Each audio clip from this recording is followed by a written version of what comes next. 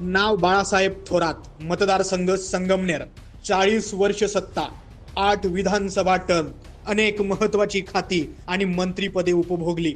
पण जेव्हा प्रसिद्धी लयास गेली आणि प्रस्थापित राजकारणाचा फुगा फुटला, तेव्हा मात्र वोट चोरीचा हंबरडा फोडून मोकळे झाले. निवडणूक झाली त्या दोषासहित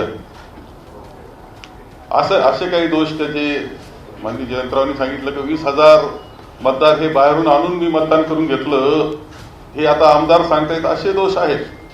काहींचे नाव वगळले गेले, काहींचे परत परत नाव ते दिसत आहेत, पण ते चुकीचे आहेत. एका घराच्या नावावर अनेक आहेत. थोरात साहेब, इतकाच पराभव जिव्हारी लागला असेल तर स्वतःच्या मतदारसंघात जरा डोकावून बघा, लगेच कळेल. तुमचे भाचे सत्यजित तांबे अपक्ष उभे राहूनही नाशिक पदवीधर मतदारसंघातून निवडून येतात. तिथे नसेल का झाली वोट चोरी?